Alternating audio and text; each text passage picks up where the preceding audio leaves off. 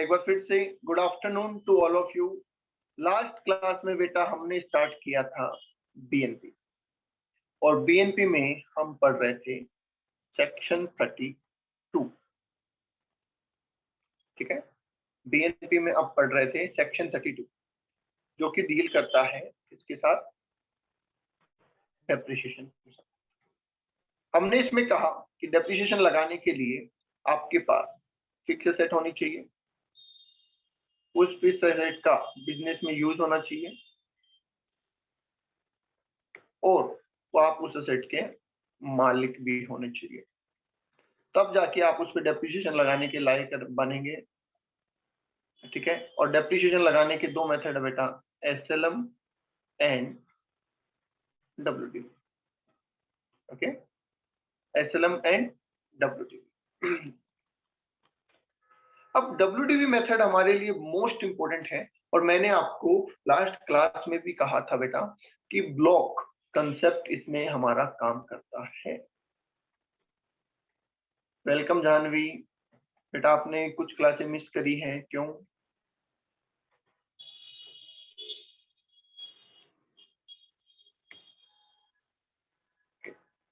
तो block concept क्या है ये आप समझिए। मैंने आपको कहा था कि ब्लॉक का मतलब ये है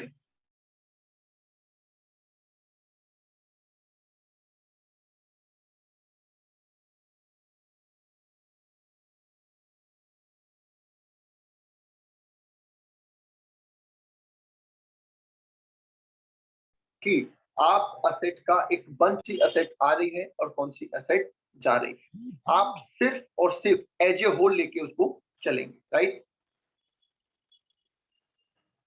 ठीक है, अब सवाल ये आया कि सर अगर ऐसे बंच बनाना है तो क्या हम हमारी मर्जी से कोई भी बंच बना सकते हैं? तो उसका जवाब है नो। आपको एक चीज ध्यान रखनी है कि असेट का नेचर क्या होना चाहिए, सेम होना चाहिए, प्लस उस असेट की रेट ऑफ डेप्रिसिएशन भी सेम होनी चाहिए, तो ही उसका ब्लॉक बन सकता है, अदरवाइज उसका ब्लॉक नहीं बन पाएगा, राइट? अब यहाँ पे दो सवाल आपके मन में आने चाहिए। ठीक है, क्या दो सवाल आने चाहिए? पहला, हाउ मच ब्लॉक। पहला सवाल क्या है? हाउ मच ब्लॉक, कितने ब्लॉक बनेंगे सर, कितने ब्लॉक बनेंगे? ठीक है, ऐसे तो 1%, 2%, 5%, कितने भी हो सकते हैं। और दूसरा सवाल कि चलो ब्लॉक बना भी लिया तो कैसे कैलकुलेट करेंगे? बताइए, क्या ये दो सवाल बनते हैं? How much block and how to calculate, क्या ये दो सवाल माइंड में आते हैं बेटा? यस। तो सबसे पहले हम इस सवाल के क्वेश्चन पे आते हैं, इसके आंसर पे आते हैं। तो इनकम टैक्स में कितने ब्लॉक बनते हैं, उसके लिए मैं आपको लिखा रहा हूं, फिक्स है, आप अपनी मर्जी से नहीं बना सकते, गवर्नमेंट बनाती है। तो क्या क्या है देखिए।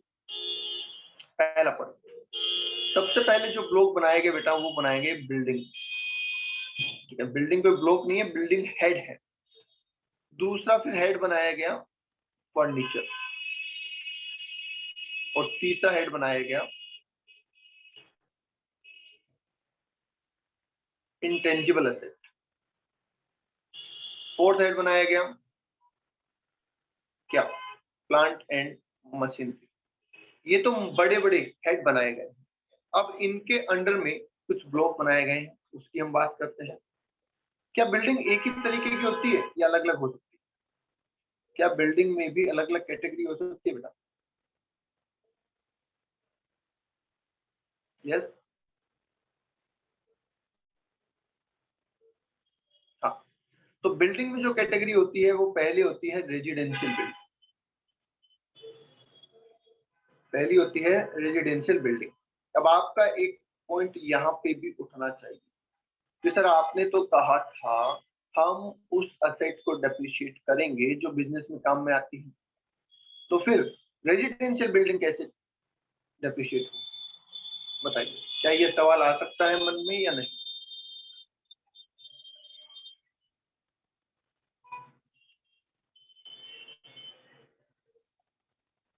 नहीं, यस, ओके। तो सुन लीजिए बेटा, रेजिडेंशियल बिल्डिंग का मतलब जो बिल्डिंग रेजिडेंशियल पर्पज में काम आ रही है, बट हमारे नहीं, हमारे स्टाफ। मुझे बताओ, अगर मैं एक बिल्डिंग में खुद रहता हूँ, मेरा घर जो है, क्या मैं उस पर डेप्रिसिएशन चार्ज कर सकता हूँ? क्या मैं अपने घर पे डेप्रिसिएशन चार्ज कर सकता हूँ? नहीं, क्योंकि वो यूज्ड इन बिजनेस नहीं है। और एक घर मैंने एक्स्ट्रा ले रखा है जिसमें मेरे स्टाफ मेंबर रहते हैं, मेरे एम्प्लॉय रहते हैं, क्या मैं उस पर डेप्रिसिएशन चार्ज कर सकता हूँ? यस, है तो वो भी रेजिडेंशियल, पर उस पर डेप्रिसिएशन चार्ज हो सकता है बिकॉज वो हमारे बिजनेस में काम में आ रहा है, राइट? ठीक है। दूसरी बिल्डिंग है कॉमर्शियल बिल्डिंग। कॉमर्शियल का मतलब जो हमारी दुकान है, फैक्ट्री है, गोडाउन है, ये सब कॉमर्शियल में आ जाती है। तो इस पे कितना डेप्रिसिएशन है बेटा? 5%। और इसमें कितना डेप्रिसिएशन है? 10%। ये आपको याद करना है, राइट? आगे लिखा गया टेम्परेरी बिल्डिंग। अब ये टेम्परेरी बिल्डिंग क्या होती है? टेम्परेरी बिल्डिंग क्या होती है? तो टेम्परेरी बिल्डिंग क्या होती है, सुनिए। टेम्परेरी बिल्डिंग, अगर आपने कोई बड़ी बिल्डिंग बनते हुए देखा है आपने कोई बड़ा प्रोजेक्ट बनते हुए? 10 फ्लोर की कोई बहुत बड़ी बिल्डिंग बन रही है, ऐसी देखी है आपने? यस।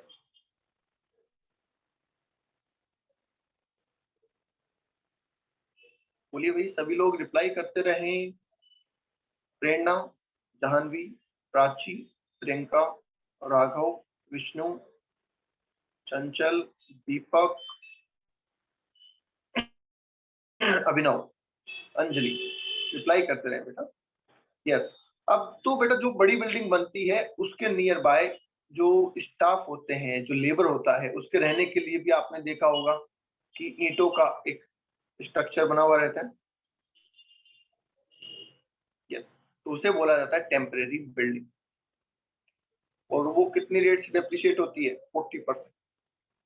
वो 40% की रेट से डेप्रिशिएट होती है। मतलब हम उसको ये मान के चलते हैं कि जल्दी से थोड़े टाइम में इसको हमें तोड़ना पड़ेगा, क्योंकि जैसे बिल्डिंग कंप्लीट हो जाएगी हमें उसको हटाना पड़ेगा, इसलिए उस पर 40% डेप्रिसिएशन चार्ज किया जाता है, राइट? आगे आ जाइए। आगे बोला गया फर्नीचर के साथ एक और वर्ड जोड़ा गया, फर्नीचर एंड फिक्चर्स। ये फिक्चर्स क्या है भाई? फर्नीचर तो ठीक है, फिक्चर्स क्या है? फर्नीचर के साथ जो अपने जो इलेक्ट्रिकल आइटम्स होते हैं, जैसे स्विच लगा हुआ है रूम में, ठीक है, वायरिंग हो रखी है, क्या ये फर्नीचर में आता है? जो फैन लगा हुआ है, वायरिंग लगी हुई है, स्विच लगे हुए हैं, नहीं, ये फर्नीचर में नहीं आते बेटा, ये फिक्चर्स में आते हैं। ये किस में आते हैं? फिक्चर्स में आते हैं, राइट? तो इन्हें हम कहेंगे फर्नीचर एंड फिक्चर्स, मतलब उनको भी आपको इंक्लूड यहाँ पे कर देना है। अच्छा, इस पे कितना डेप्रिसिएशन चार्ज होगा? इस पे 10% डेप्रिसिएशन, एक ही कैटेगरी है और इस पे सीधा सीधा 10% डेप्रिसिएशन चार्ज होगा। इनटेंजिबल असेट में क्या आता है?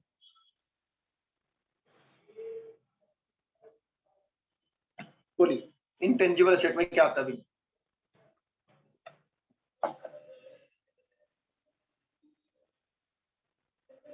पेटेंट, गुडविल,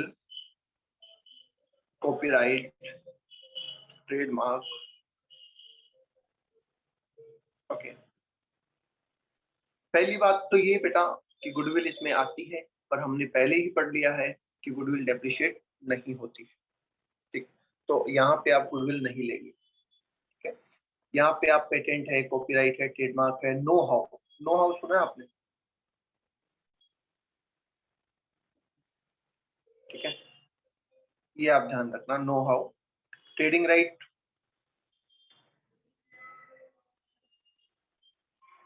जो आपने नाम ली वो तो सारे हैं, मैं जो एडिशनल है वो लिख रहा हूँ। लू मार्स, रूट परमिट,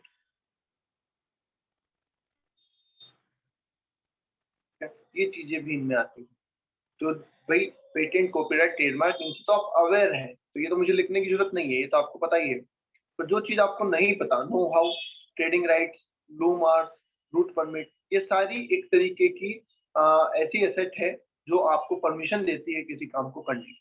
जैसे रूट परमिट, किसी रूट पे जैसे आपने देखा हो ना, ट्रेवल की गाड़ियां चलती है, पर्सनल जो बसें चलती है ना, वोल्वो या बड़े रूट की जो बसें चलती है, उनके पास होता है रूट परमिट कि वो उनको उस रूट पे चलने का परमिशन दे रखा है, तो वो भी उनके लिए इंटेंजिबल एसेट है, राइट है उनके पास। ठीक है, तो ये जो राइट होता है बेटा, ये 25% की रेट से एप्रिशिएट, ये 25% की रेट से एप्रिशिएट करना है। तो क्या अभी तक हमने 1, 2, 3, 4 और 5 ब्लॉक बना लिए हैं? क्या अभी तक? लूम आवर्स का मतलब जो फैक्ट्रियां चलती है, अगर आप जानते हैं सूरत आप गए हैं, वापी आप गए हैं, तो उस एरिया में बेटा लूम्स का काम चलता है, लूम में काम होता है मैन्युफैक्चरिंग का। तो वहां पे आपने लूम को लिया है ऑन आवर बेसिस, आपको बोला गया कि 20,000 घंटे के लिए हम आपको लूम दे रहे हैं, तो वो आपके लिए क्या हो गया? राइट हो गया वहां पे काम करने का, right to manufacture for some specific time period. Okay, ठीक है। अब आइए आगे, प्लांट एंड मशीनरी, ये सबसे इंपॉर्टेंट पॉइंट हो जाता है। मुझे बताइए, क्या प्लांट एंड मशीनरी का नाम सुनते ही आपके दिमाग में बड़ी बड़ी मशीनें आती हैं? क्या प्लांट एंड मशीनरी का नाम सुनते ही आपके दिमाग में बड़ी बड़ी मशीनें आती हैं कि बहुत बड़ा प्लांट लगा हुआ है, बहुत बड़ी मशीनें लगी हुई है? ठीक है, तो मुझे एक बात बताइए, क्या कंप्यूटर भी प्लांट एंड मशीनरी है?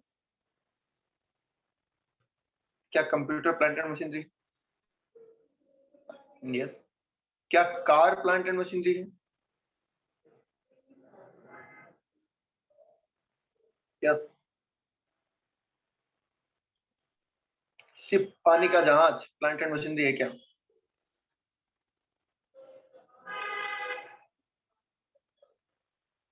विंड मिल, विंड मिल देखिए कभी, विंड मिल भी प्लांट एंड मशीनरी है। Air conditioner, AC plant and machinery. तो ये सब चीजें प्लांट एंड मशीनरी है, मतलब जो भी ऑटोमेशन है, जो भी मशीन है, वो सब इसमें आ जाएगी। जैसे 3 इडियट्स में बोला था ना, पेन की निब से लेके पेंट की जिप तक सब मशीन है।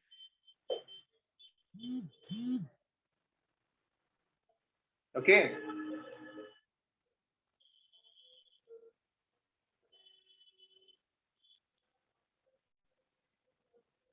बोलो भाई, फटाफट रिप्लाई करते रहो, ऐसे ना करो बेटा। रिप्लाई नहीं करोगे तो मुझे ये समझ नहीं आएगा कि आपको कितना मेरी बात समझ में आ रही है।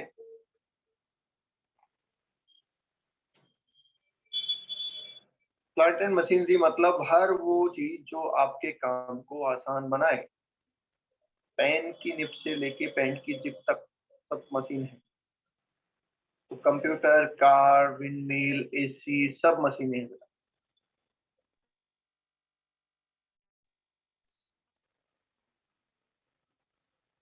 ओके, अब इनका ब्लॉक कैसे बनाया गया वो आप समझिए थोड़ा सा। पहला ब्लॉक में लिखा गया व्हीकल, पहले ब्लॉक में लिखा गया vehicle, other than running on high, vehicle other than running on high. अब व्हीकल तो आप समझ गए होंगे, ठीक है, कार वगैरह सब व्हीकल में आती है, पर ये other than running on high का मतलब क्या है? मुझे एक बात बताओ, एक आपकी गाड़ी जो आप अपने बिजनेस में काम में लेते हैं, और एक वो गाड़ी जो टूर एंड ट्रेवल वाले अपने बिजनेस में काम में लेते हैं, ज्यादा कौन सी चलती है?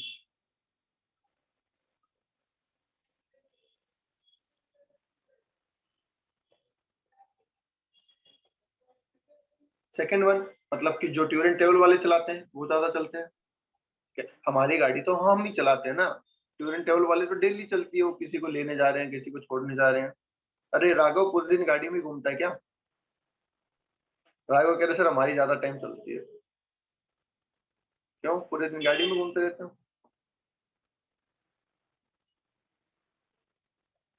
अच्छा, okay. अच्छा, वैसे सोचा, इसने ये सोचा लाइफ किसकी ज्यादा है। Okay. नहीं, रनिंग बेटा पूछ। Okay. तो टूर एंड ट्रेवल वालों की ज्यादा चलती है, बात समझ में आ गई। तो क्या खराब भी जल्दी टूर एंड ट्रेवल वालों की होगी गाड़ी? यस। तो डेप्रिसिएशन जो चार्ज किया बेटा, वो दो जगह किया। उन्होंने कहा कि जो गाड़ियां रनिंग ऑन हायर चलती है उनको तो अलग करो, और जो गाड़ियां रनिंग ऑन हायर नहीं चलती उनको अलग करो। तो जो रनिंग चलती है उस पर 30% डेप्रिसिएशन, क्योंकि वो ज्यादा जल्दी खराब होती है, ठीक है। और जो रनिंग पे नहीं चलती है उन पे कितना डेप्रिसिएशन? 15%।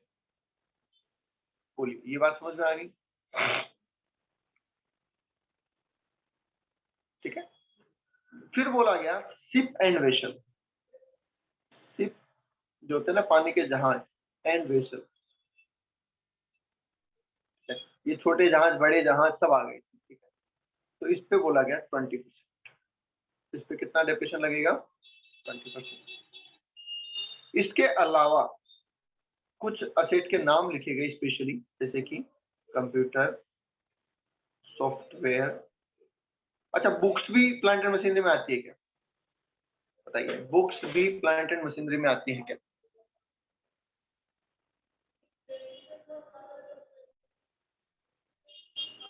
यस, बुक भी आती है बेटा। बुक भी प्लांट एंड मशीनरी में आती है, ध्यान रखना। एक एडवोकेट ने कुछ बुक्स खरीदी, एक सीए ने कुछ बुक खरीदी अपने ऑफिस में, तो क्या उसके लिए वो टूल नहीं है?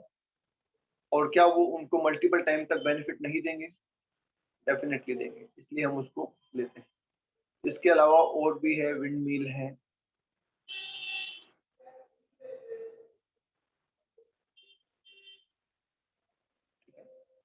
तो बहुत सारी चीजें यहाँ पे डाली गई है, मैं नाम नहीं लिख रहा, वो मैं आपको लिस्ट दे दूंगा। इन सब पे कितना लगाया गया? 40% डेप्रिसिएशन। इन सब पे कितना लगाया गया? 40% डेप्रिसिएशन।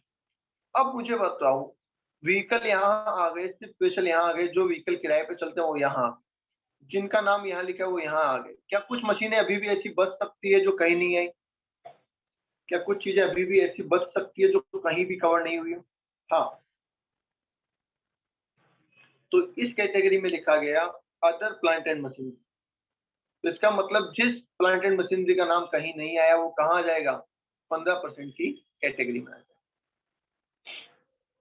ठीक है। एसी है, फ्रिज है, वाटर कूलर है, ठीक है, ये सब चीजें किस में आ जाएगी? सब अदर प्लांट एंड मशीनरी में आ जाएगी, सब पे 15% हो जाएगा,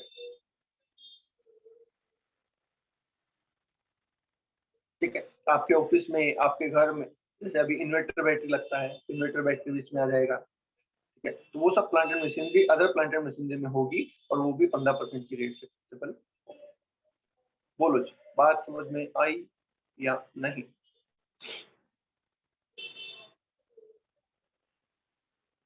ठीक है, ओके। अब यहाँ पे एक अमेंडमेंट की बात कर लेते हैं, एक छोटा सा पॉइंट और डिस्कस कर लेता हूँ मैं आपसे। अगर आपको ध्यान हो तो लास्ट ईयर ऑटोमोबाइल सेक्टर में बड़ी गिरावट आई। सिप के बाद वेसल लिखा है बेटा, वेसल, VESSAL, VESSAL, वेसल, ठीक है। Ship and vessel.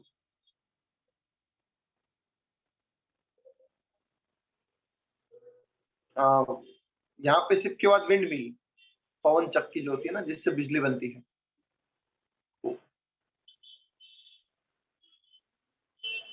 ठीक है। तो लास्ट ईयर क्या हुआ, ऑटोमोबाइल सेक्टर में बड़ी मंदी आ गई। अब ऑटोमोबाइल सेक्टर में मंदी आ गई तो क्या करें?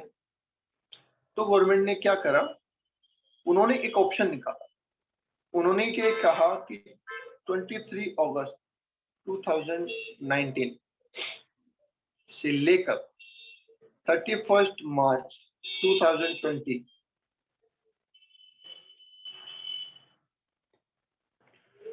23 अगस्त 2019 से लेके 31 मार्च 2020 के बीच में अगर आप न्यू प्लांट एंड मशीनरी जो कि व्हीकल है वो परचेज करते हैं, तो हम आपको एक्स्ट्रा डेप्रिसिएशन, मतलब ज्यादा रेट से डेप्रिसिएशन देंगे। इस कैटेगरी वाले व्हीकल अगर आपने इस पीरियड में खरीदे हैं तो 30%, और इस कैटेगरी वाले व्हीकल अगर आपने इस पीरियड में खरीदे हैं तो 45% डेप्रिसिएशन हम आपको दे देंगे। बोलो बेटा, आई बात समझ में?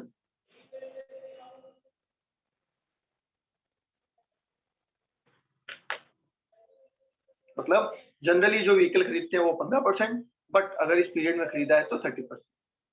जनरली जो व्हीकल हायर वाले खरीदते हैं उस पर 30%, मगर अगर इस पीरियड में खरीदा है तो फिर 45।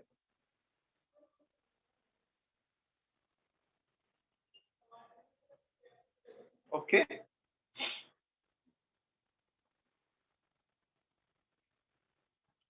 तो पहला जो सवाल था हमारा, हाउ मच ब्लॉक, क्या उसका आंसर मिल गया? पहला जो सवाल था हाउ मच ब्लॉक, क्या उसका आंसर मिल गया बेटा?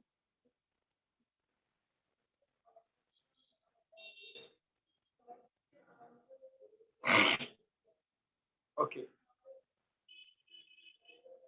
अब आ जाइए आगे, चले आगे।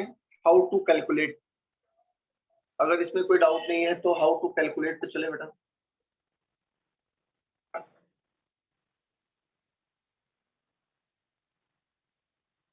अब इन असेट में लाइफ टाइम इतना ही डेप्रिसिएशन लगेगा, यस, जब तक गवर्नमेंट चेंज ना कर दे।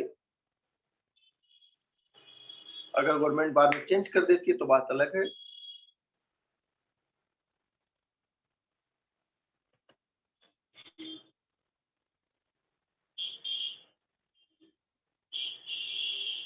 तेईस आठ वाले, हाँ वही लगेगा, बिल्कुल वही लगेगा।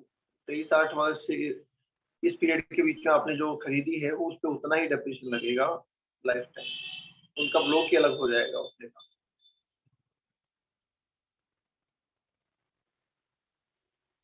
ओके, चलो भाई आगे चलते हैं फिर।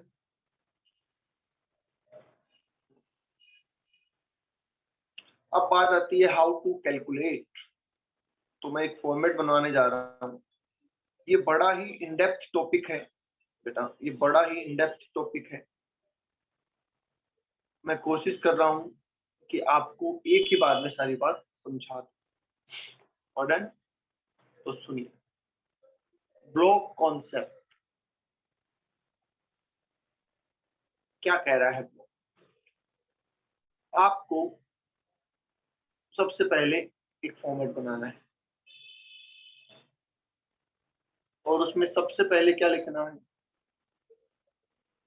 Opening WD. ठीक है, एक फॉर्मेट बनाना है और उसमें सबसे पहले क्या लिखना है? Opening WD. इसमें ऐड करना है addition during the year, addition during the year, okay. और लेस करना है सोल्ड ड्यूरिंग द ईयर। ठीक है, एक बार सिर्फ लिखना ही है आपको, क्या है कैसे है वो मैं बताऊं।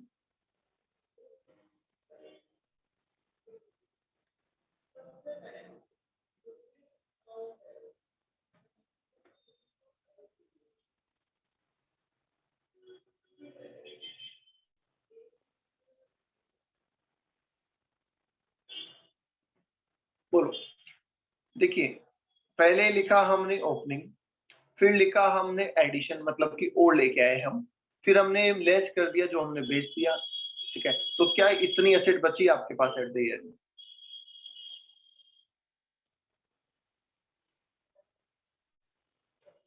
यस, बिल्कुल बची है।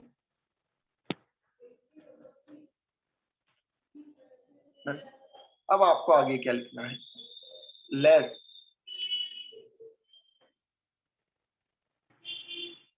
डेप्रिसिएशन, तो जब इतनी एसेट बची है तो इस पे डेप्रिसिएशन लगा दो, ये लो।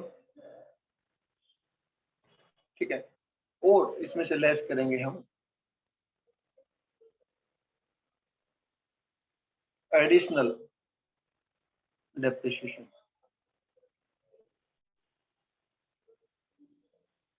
तो ये हो जाएगा क्लोजिंग डब्ल्यूडीवी। पहले तो मुझे बताओ ये कैसा लग रहा है फॉर्मेट, सही लग रहा है? क्या फॉर्मेट आसान लग रहा है?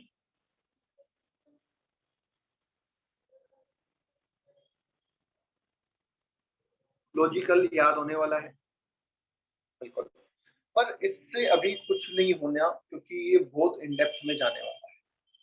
हमने कहा एक एक पॉइंट को अब डिस्कशन करते हैं। हमने सबसे पहले लिखा है बेटा ओपनिंग WDV। क्या इसमें हमें कुछ करना पड़ेगा या ये क्वेश्चन में दे रखी होगी? बोलो, ओपनिंग WDV में हमें कुछ करना पड़ेगा या फिर ये तो क्वेश्चन में दी हुई होनी चाहिए? डेफिनेटली ये क्वेश्चन में दे रखा हो तो सबसे आसान काम है ये, क्योंकि ये हमें कुछ नहीं करना, क्वेश्चन में दे रखा है, बात खत्म। ठीक है, अब आ जाइए आगे। आगे लिखा है एडिशन ड्यूरिंग द ईयर। अब ये एडिशन क्यों लिखा? परचेज भी तो लिख सकते, क्या परचेज नहीं लिख सकते थे? Purchase during the year, yes, but हमने एडिशन लिखा क्योंकि बिजनेस में असेट आने का तरीका क्या सिर्फ परचेज ही होता है या और भी हो सकता है? बिजनेस में असेट लाने का तरीका सिर्फ परचेज ही हो सकता है या और भी कोई हो सकता है?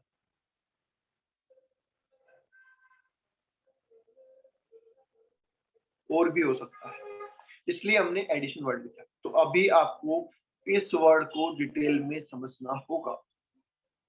चलिए, ओके। अब एडिशन में तीन चीजें हैं, ठीक है, एडिशन में तीन चीजें हैं। क्या क्या? पहला, परचेज या कंस्ट्रक्शन। बोलिए हाँ या ना। क्या हम कोई एसेट परचेज करके या बनवा के ला सकते हैं बिजनेस में? यस। दूसरा, personal asset brought to business. क्या पर्सनल असेट को बिजनेस में ला सकते हैं? क्या पर्सनल असेट को बिजनेस में ला सकते हैं बेटा? कि पहले बिजनेस पर्सनल काम में ले लेते हैं, अब लगा कि इसको बिजनेस में काम में लेना चाहिए तो चलो बिजनेस में लेते हैं। और तीसरा, asset used in scientific research. ये मैं बाद में बताऊंगा, ठीक है। अब मुझे एक बात बताओ, जब आप असेट को परचेज करके लेके आते हैं तो आपकी परचेज प्राइस लगेगी, जब बनवाते हैं तो बहुत सारे खर्चे लगेंगे। तो यहाँ पे जो वैल्यू ऐड करनी है हमें, ब्लॉक में जो वैल्यू ऐड करनी है, जिसको अकाउंट्स में आप कैपिटलाइजेशन भी कहते हैं, वो कैपिटलाइजेशन किस अमाउंट का करना है? सिर्फ परचेज प्राइस का कैपिटलाइजेशन होगा या और भी चीजें कैपिटलाइज होगी?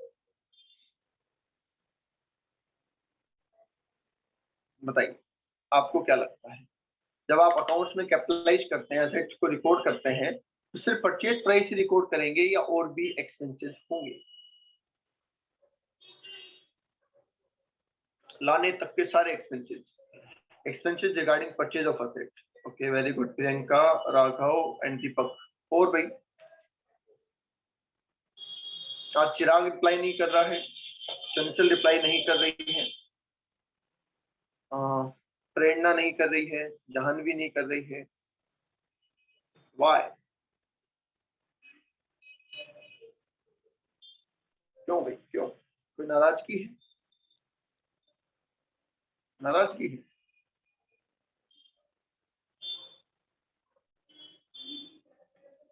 ओके,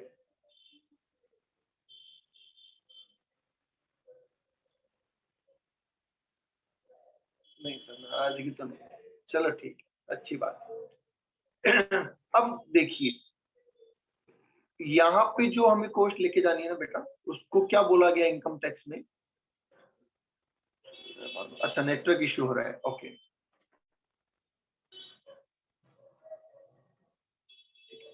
देखिए बेटा, यहाँ पे जो हमें कॉस्ट ऐड करनी है उसको बोलते हैं एक्चुअल कॉस्ट। क्या बोलते हैं उसको? Actual cost. और ये एक्चुअल कॉस्ट कौन से सेक्शन में लिखी हुई है? Section 43 subsection 1। याद रखना आपको, एक्चुअल कॉस्ट पे इस असेट को यहाँ लेके आना है जो कि लिखी है सेक्शन 43 सबसेक्शन 1 के अंदर। अब ये निकलेगी कैसे? तो चलिए निकालते हैं हम। ठीक है, ये कैसे निकलेगी, हम इसको कैलकुलेट कर रहे हैं। इन केस ऑफ परचेज, सबसे पहले मैं परचेज के केस में कैलकुलेट करना बता रहा हूँ आपको। आप भी एग्री होते जाइएगा और अगर कोई बात आपके मन में आए तो बोलते जाइए। क्या सबसे पहले मैं परचेज प्राइस लिखूं? Yes. इसके अंदर मैं एड ऑन करूं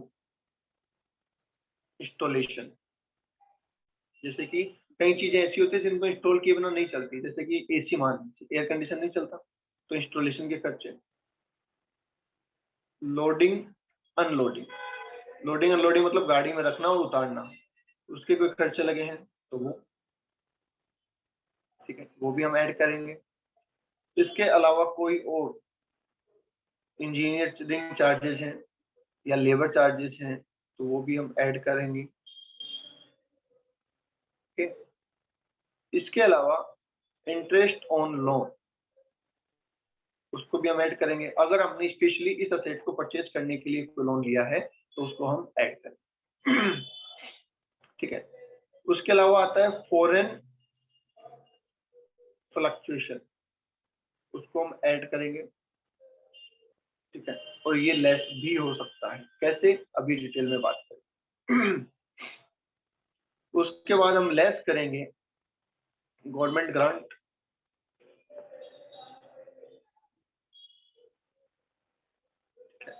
और कोई खर्चा है तो वो हम लेस कर ऐड कर देंगे, सॉरी, तो ये आ जाएगी हमारी एक्चुअल कॉस्ट। और अगर इन शॉर्ट में से कहूं कि till asset is put to use, जब तक एसेट पुट टू यूज नहीं आ जाती तब तक जो भी खर्चा हुआ है सारा ऐड कर दो। अगर मैं ये कहूं तो बोलो गलत होगा क्या? अगर मैं ये कहूं कि जब तक एसेट पुट टू यूज नहीं आ जाती तब तक जो भी खर्चा हुआ सब ऐड ऑन कर दो, तो बताइए सही होगा या नहीं? ओके, अब देखिए वैसे तो कोई लिमिट नहीं है, पर कुछ काम की बातें यहाँ पे हमें समझनी है डिटेल में, तो अब हम उसके ऊपर आ रहे हैं। अब समझ रहे हैं कैसे चले हम? पहले हमने फॉर्मेट बनाया, फॉर्मेट में पॉइंट एडिशन का आया।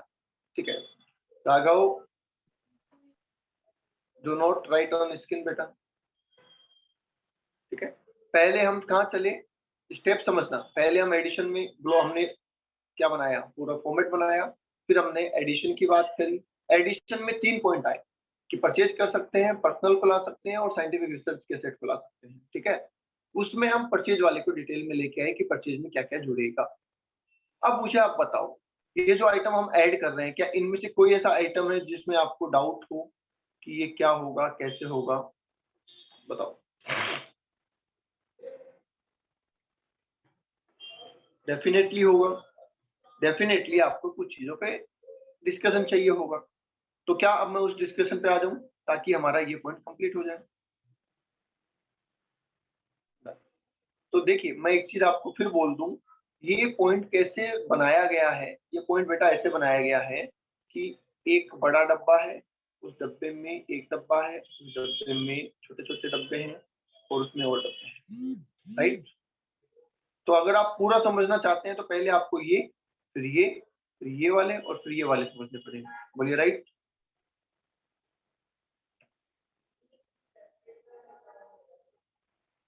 ठीक है, और होता क्या है बच्चे के साथ, स्टूडेंट के साथ क्या होता है कि ऊपर वाला समझ में आ जाता है, फिर वो अंदर जाता है वो भी समझ में आ जाता है, फिर वो और जैसे जैसे अंदर जाता जाता है ना वो फंस जाता है, फिर वो बाहर नहीं आ सकता, मतलब वो उन सबको मैचअप नहीं कर पाता। ये स्टूडेंट के साथ प्रॉब्लम होती है।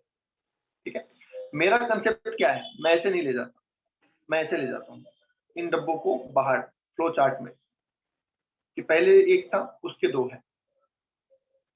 ठीक है, फिर उसके अंदर में अगर 2 है तो ठीक है, उसके अंदर में भी 2 है तो ठीक है। तो क्या ये चीजें सही रहेगी? क्योंकि हमें सारी चीजें हमारे सामने रहेगी। तो मैं जो आपको पढ़ा रहा हूँ वो इस तरीके से पढ़ा रहा हूँ। आई होप आप आराम से समझ पाए। आ जाइए वापस। अब आइए मैं एक एक पॉइंट आपसे डिस्कस करने जा रहा हूँ बेटा, ध्यान से सुनना। परचेज प्राइस, परचेज प्राइस में कोई दिक्कत नहीं है, जितना परचेज प्राइस लगा ले लो। बस यहाँ पे एक सवाल आता है कि जो जीएसटी लगेगा क्या हम उसे ऐड करेंगे या नहीं? परचेज पे जो जीएसटी लगेगा उसे हम ऐड ऑन करें या नहीं?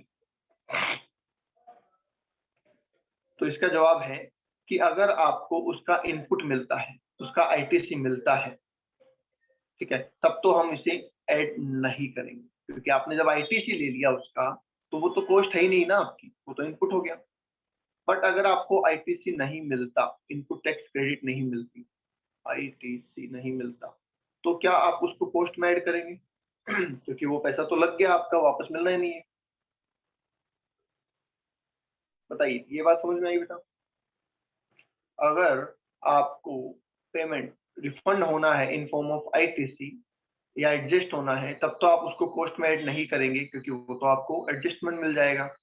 बट अगर वो एडजस्ट नहीं होना है, तो फिर आप उसको कॉस्ट में ऐड करेंगे। बोलो, ये पॉइंट समझ में आया? विष्णु कह रहे हैं ओके, प्रियंका कह रहे हैं यस। ओके, आगे आ जाइए। इंस्टॉलेशन, क्या इंस्टॉलेशन में कोई डाउट है? इंस्टॉलेशन तो जो इंजीनियर आएगा इंस्टॉल करने के लिए आएगा, वो 10,000 5,000 50,000 जो भी लेके जाएगा, हम पेमेंट कर देंगे और उसको ऐड कर देंगे। तो इसमें मुझे नहीं लगता आपको कोई डाउट हो। लोडिंग अनलोडिंग, जो लेबर होती है, जो ट्रक से सामान उतारेगी चढ़ाएगी, उसको जो भी पैसे आप देंगे वो ऐड कर देंगे, इसमें भी कोई दिक्कत नहीं है। इंजीनियर लेबर को जो पैसे देंगे वो भी ऐड कर देंगे। मुझे लगता है कि इन 4 पॉइंट तक तो आपको कोई दिक्कत नहीं आनी है। दिक्कत जो आनी है वो इन 3 पॉइंट पे आ सकती है। बोलो हाँ, या इन चारों में कोई दिक्कत है तो बोलो पहले। क्या इन चारों पॉइंट तक, यहाँ तक कोई चीज पूछनी है तो बोलो, क्योंकि जहां तक मुझे लगता है कि बच्चे का सवाल कहाँ हो सकता है वो मुझे पता है। ठीक है, ओके। अब आ जाइए इंटरेस्ट ऑन लोन, ये इंपॉर्टेंट पॉइंट बन जाता है। हमने एसेट परचेज करने के लिए एक लोन लिया और फिर एसेट परचेज भी कर ली। क्या एसेट परचेज होते ही लोन चूक जाएगा? क्या एसेट परचेज होते ही लोन का पेमेंट हो जाएगा? नहीं, लोन तो चलता रहेगा। अब लोन हमने लिया, एसेट परचेज करी और फिर भी लोन चलता जा रहा है, तो सवाल ये आ जाता है कि हम इस कॉस्ट में कितना इंटरेस्ट कैपिटलाइज करें, क्योंकि इंटरेस्ट तो हर साल लगेगा और बार बार तो कॉस्ट नहीं निकाल सकते ना, कॉस्ट तो एक बार ही निकालनी है हमें। तो इसका जवाब है बेटा up to put to use. जितने टाइम तक हम उसको पुट टू यूज नहीं करते, वहां तक का इंटरेस्ट इसकी कॉस्ट में जुड़ेगा। फॉर एग्जाम्पल, आज 8 फरवरी 2021 को मैंने लोन लिया, ठीक है। 1 अप्रैल 2021 को मैंने परचेज किया सेट और 16 जून 2021 को मैंने उसको पुट टू यूज किया।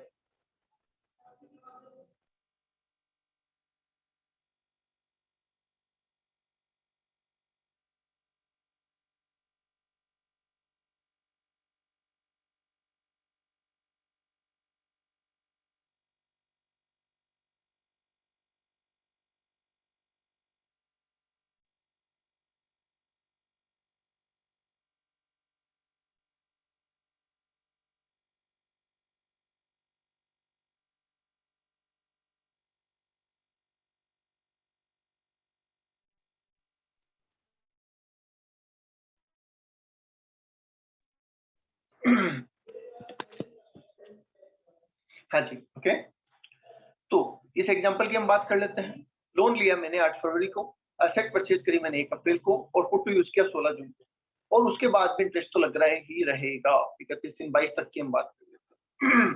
तो मुझे बताइए कहाँ से कैपिटलाइज और कितनी हद तक, कहाँ तक इंटरेस्ट कैपिटलाइज होगा? जब हम कॉस्ट निकाल रहे होंगे, इंटरेस्ट ऑन लोन हम जोड़ेंगे, तो कहाँ तक का इंटरेस्ट जोड़ेंगे वो डेट बता।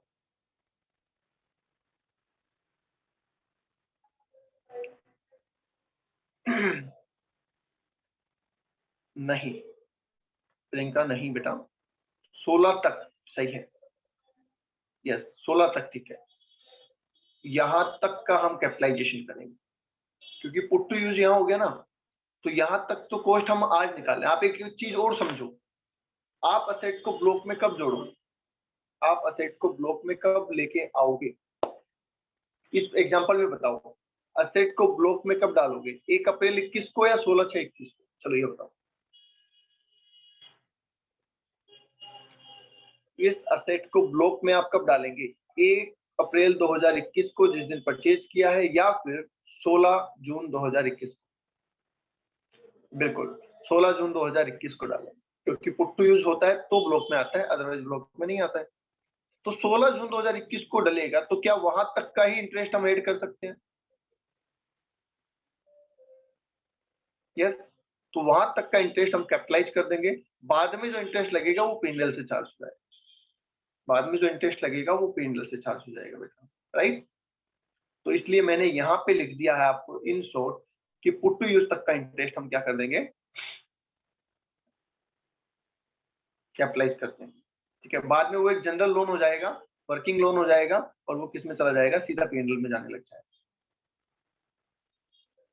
ओके, अब आते हैं बेटा फॉरेन फ्लक्चुएशन पे। ये क्या कहना चाहता है? फॉरेन फ्लक्चुएशन का नाम सुना है आपने कभी?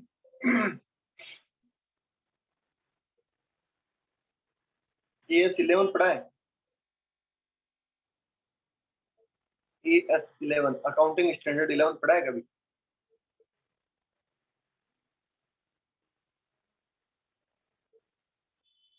तो वहां पे जरूर सुना होगा।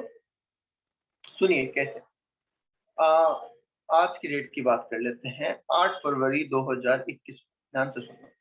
8 फरवरी 2021 को मैंने एक मशीन इंपोर्ट की, बाहर से मंगाई, इंडिया के बाहर से, और मुझे उसका पेमेंट करना है $1,00,000, ठीक है। आज की रेट है $1 इक्वल्स टू 72। तो बता सकते हैं ये मशीन कितने की है मेरे लिए? क्या आप बता सकते हैं ये मशीन कितने की है? $1,00,000 की मैंने परचेज की है, $1 की रेट 72 है आज की। तो क्या मैं इस मशीन को 72 लाख पे रिकॉर्ड कर दूं? क्या मैं इस मशीन को 72 लाख पे रिकॉर्ड कर दूं बेटा? यस, मैंने रिकॉर्ड कर दिया, no problem at all. Purchase price में लिख दिया मैंने, ठीक है। मैंने लिखा 72 लाख परचेज प्राइस। अब मैंने अभी तक इसका पेमेंट नहीं किया, ये क्रेडिट पे था, और मैंने इसका पेमेंट किया सपोज 13 मार्च 2021 को ही कर दिया, $1,00,000 का पेमेंट। पर जिस दिन मैंने पेमेंट किया उस दिन $1 इक्वल्स टू 73 हो गया। तो क्या मुझे 72 लाख देने पड़ेंगे या 73 देने पड़ेंगे? 72 लाख देने पड़ेंगे या 73 लाख देने पड़ेंगे?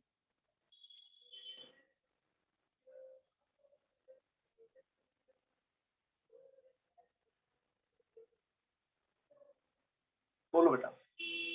8 तारीख को मैंने उधार में माल खरीदा $1,00,000 में, और मुझे $1,00,000 का पेमेंट करना है कब?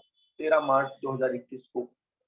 तो मुझे 73 लाख रुपीज खर्च करने पड़ेंगे या 72? कुछ बच्चे कह रहे हैं 72। क्यों भाई? क्या सामने वाले पार्टी को इंडियन रुपीज से मतलब है या डॉलर से मतलब है? सामने वाली पार्टी को इंडियन रुपीज से मतलब है या डॉलर से मतलब है? पहले ये बताओ। डॉलर से मतलब है। क्या आपके घर पे डॉलर रखे हैं, या आप पैसे को डॉलर में कन्वर्ट करके देंगे? आप कन्वर्ट करके देंगे, और जब आप कन्वर्ट करने जाएंगे तो क्या $1,00,000 आपको 72 रुपए में मिल जाएंगे? आज आप डॉलर कन्वर्ट करने जा रहे हैं क्योंकि आपको पेमेंट करना है, तो क्या 72 रुपीज में डॉलर अवेलेबल है आपको? नहीं, तो फिर 72 लाख कैसे दोगे आप? ये समझाओ।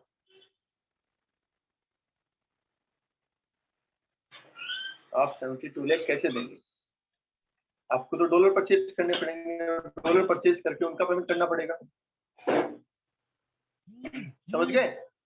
तो आपको 73 लाख रुपीज खर्च करने पड़ेंगे।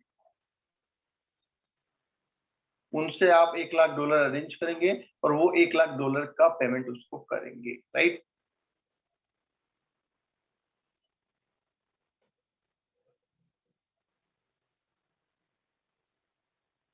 आप उसको ज्यादा नहीं दे रहे, उसको आपने $1 की बात, $1,00,000 की बात की थी, $1,00,000 ही दे रहे हैं। पर अगर डॉलर का प्राइस बढ़ गया तो आप क्या करेंगे? देना ही पड़ेगा। बोलिए, तो डाउट किसी को?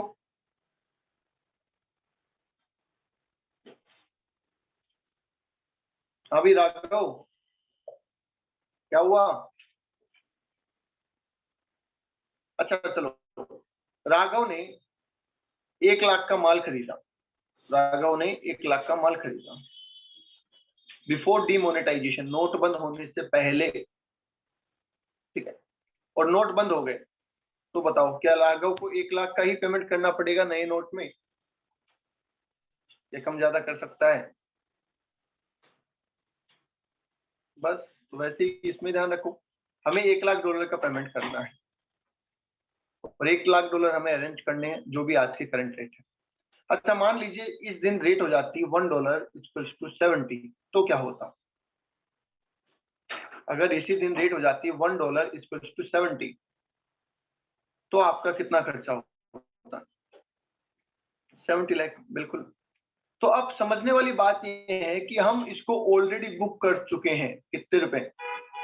इस असेट के रिगार्डिंग हम ऑलरेडी बुकिंग कर चुके हैं, कितने रुपए बुक्स ऑफ अकाउंट्स में? 72, क्योंकि जब हमने परचेज किया था तो हमने इसको 72 पे रिकॉर्ड कर लिया था। अब अगर हमें 73 देने पड़े, तो क्या हमें 1 लाख और कैपिटलाइज करना पड़ेगा?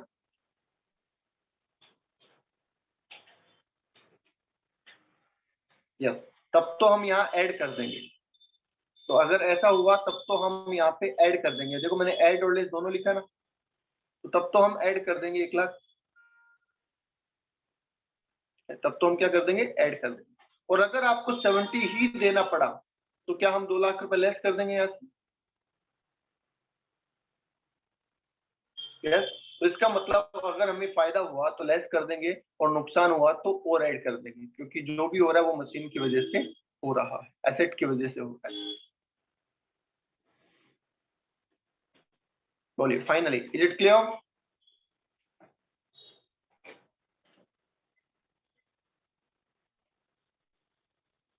ठीक है, and last one, government grant. अगर हमें गवर्नमेंट ग्रांट मिल रही है तो इसका मतलब उतना पेमेंट गवर्नमेंट करेगी। आप 10 लाख की मशीन परचेज करते हैं, गवर्नमेंट कहते हैं 30% हम देंगे, तो क्या आपके तो 7 लाख का आउटफ्लो होगा? तो गवर्नमेंट ग्रांट को आप क्या करेंगे, लेस करेंगे? बताइए, गवर्नमेंट ग्रांट लेस कर देंगे आप? ओके, तो यहाँ तक पहुंचने में, एक्चुअल कोर्स तक पहुंचने में कोई डाउट है तो बोल दो किसी को। एक्चुअल कोर्स तक पहुंचने में किसी को कोई डाउट है तो बोल दो।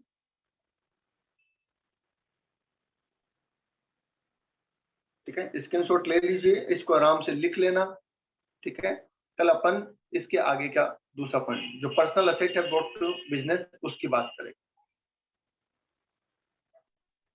इंटरेस्ट ऑन लोन, वो कब से आपको डिस्पर्स हुआ है, पैसा यूज कब से हुआ है, वहां तक राघव। तो परचेज करोगे तब फंड यूज होगा ना आपका, तो वहां से लेना आपको। चलिए, आज के लिए इतना ही, थैंक यू।